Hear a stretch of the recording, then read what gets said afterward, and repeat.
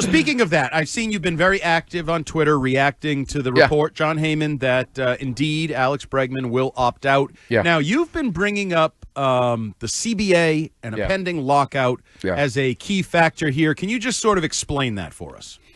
So the current CBA is up next December 1st. So next year it's fine, whatever. But I just feel like the owners feel like they kind of have a chance to get a salary cap. I think the union's going to fight it with the attendance and ratings and everything else. And I think it's going to be, I think 100% is going to be a lockout. And when they get that thing resolved, but as we all know, nothing gets done until a deadline. So a deadline will be in somewhere in February to where like, oh, maybe we don't miss games, but when does it get straightened out? And do you want to be a free agent next offseason?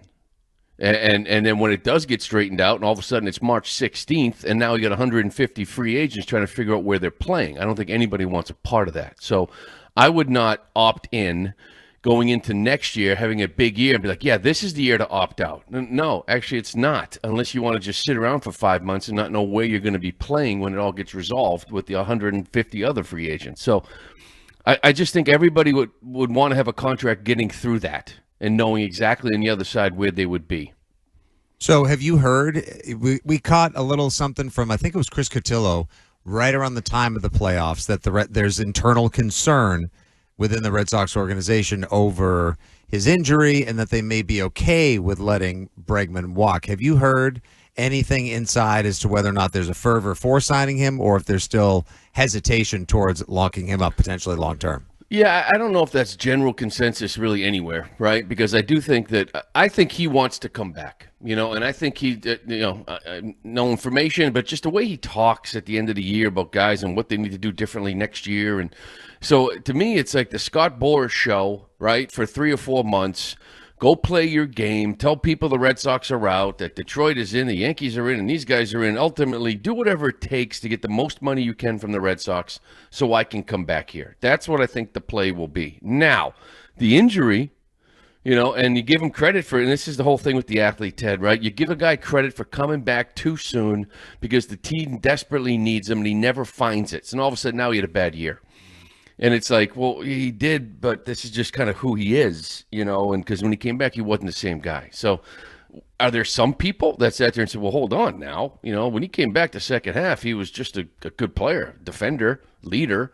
And if it gets crazy, six years, like, what are we doing? Are we sure he's 32? Like, I'm sure there's some people that are feeling that way too. But I think as a whole, everybody wants him back.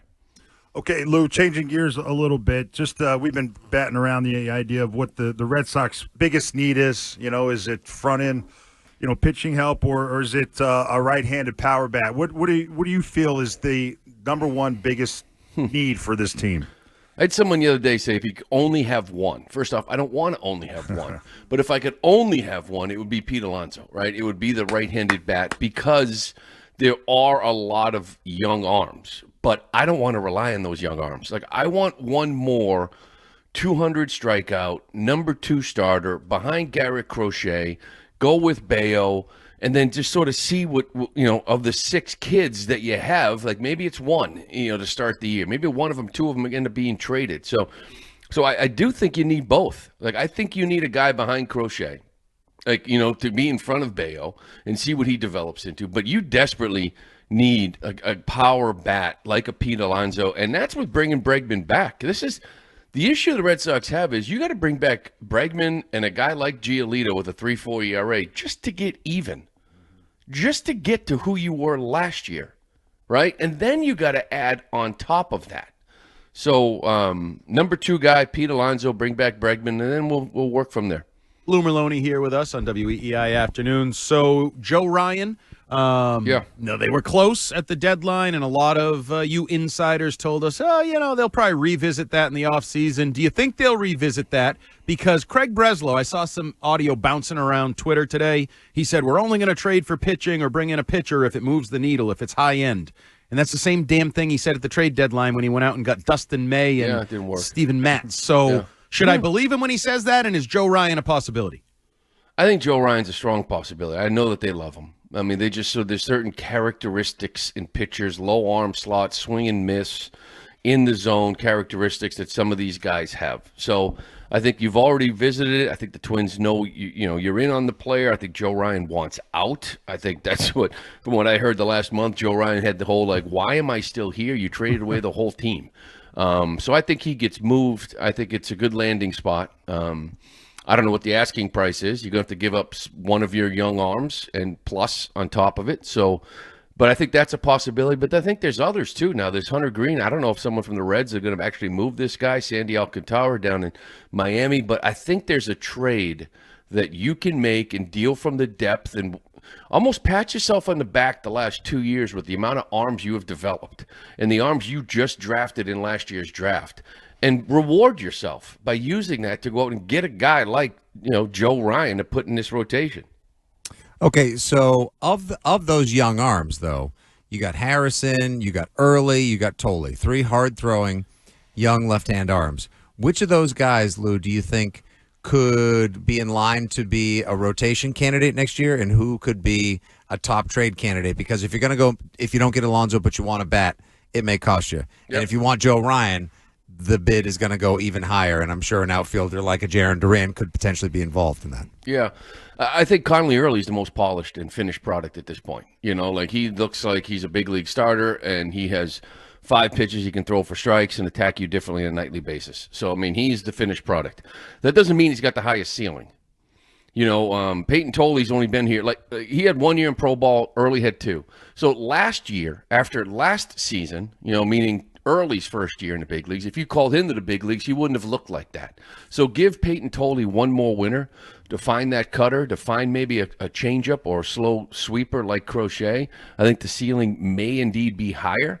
But those 2 guys, if you're going to give somebody up, people are going to want them. That's who they're going to want. So Harrison is more like Tolley, is still kind of trying to figure out what those secondary pitchers are. But I think all 3 of those guys in the mix. The good news is that Red Sox actually have another guy, Luis Perales, came back from Tommy John, who may be better than all 3. Ooh, okay. And he was in AAA, and he's out in Arizona Fall League right now. He'll be in the mix next year. Okay. Oh, that's good news. Hey, Lou, the Jarren Duran was rumored to maybe be a potential trade candidate there at the trade deadline, but they decided not to, and that they loved Jarren, and they wanted to keep Jarren on the team. But, look, some would think he might benefit just by a position change, playing center field and playing somewhere else. What do you think he's moved? Is one of the outfielders, the young outfielders they have, Jarren Duran or Wilyer Abreu, do you think will be traded this offseason? And if so, what would the trade market be for those guys? Yeah, I think it kind of depends on who you're dealing with. Like everybody talks about like Joe Ryan, the Twins, and throw Duran there. There's no reason for them to have Jarren Duran in their baseball team when they're 45 years away. There's just no chance. So a team like the Reds that's looking for instant big league offense, that fits. A team like the Padres that just want to continue to keep winning, that fits. So it's got to be that type of team. If it's more of a rebuilding team, they may say, I want Wilyer Abreu. He's got 4 years of control. It's just about time and how many years I think it's going to take me. Like a team like Miami, they may want Wilyer Abreu, if you're dealing with them because of his age.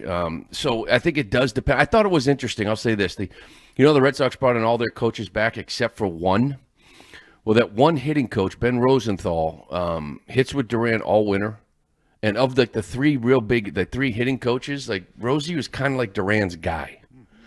And he's the one guy they're not bringing back. So my first thought was sort of like, uh-oh. What does that mean? Not that Jarren couldn't survive, with the other 2 coaches. He gets along great with them, but it was his guy, So I think that they'll listen to teams, and it's really more about which team it is, where they're at, and who they're more interested in.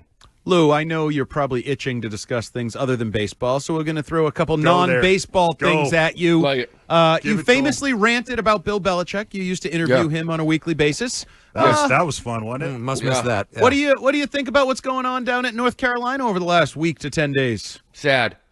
And I say that because I definitely had my issues with Bill, dealing with him each and every day. On the other hand, I still kind of respected who he was and what he has accomplished, and I always will. And what I'm seeing now is a guy that is just, you don't even recognize him, or a guy that just, I feel bad because I don't want it to end like this. I don't. You know, Ted, you may want to.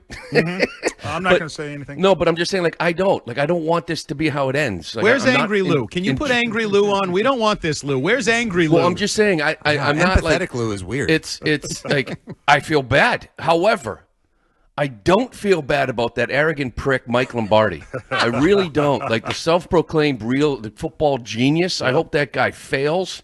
And I hope he realizes maybe he's not as smart as he thinks he is. Yeah, he's definitely not as smart as he thinks he is. I love it. Wait, I want to ask real quick, Andy, if I can.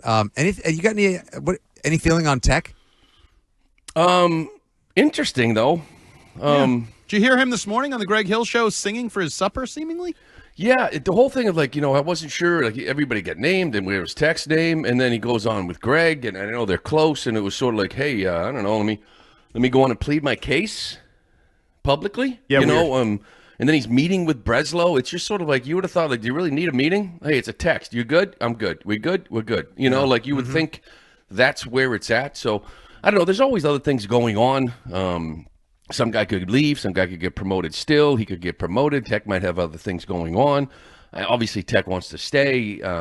But, I do think, you're here a long time, and you're different with different regimes, and you have a certain way of doing things, and Tech does. And sometimes, his way, he doesn't like changing. You know what I mean? Mm-hmm. And so I don't know where this thing is going to go. I hope he comes back. I think he is outstanding at what he does. And I wish they'd give him a little more freedom to do a little bit more of what he does. All right, real quick, because we're up against it. We didn't ask about Trevor Story. We're talking opt-outs with Bregman. Is there any chance Trevor Story opts out? I don't think so. Yeah, I didn't either. No, I don't. And to be honest with you, Trevor's honestly the type of guy that's like, man, I missed the entire first 3 seasons. Who the hell am I to have a great year and opt out? That's what I was thinking. That seems like his personality. But that's who he is. Yeah. I mean, you know what I mean? He's a good dude, But I just don't see that. I think he really likes it here. I think he wants to finish this thing out here. Yeah. All right, Lou. Appreciate you Thanks, you joining us. We'll check in as the off season rolls along here. Anytime, boys. You guys enjoy it. All right, thanks, Lou. Thanks, Lou.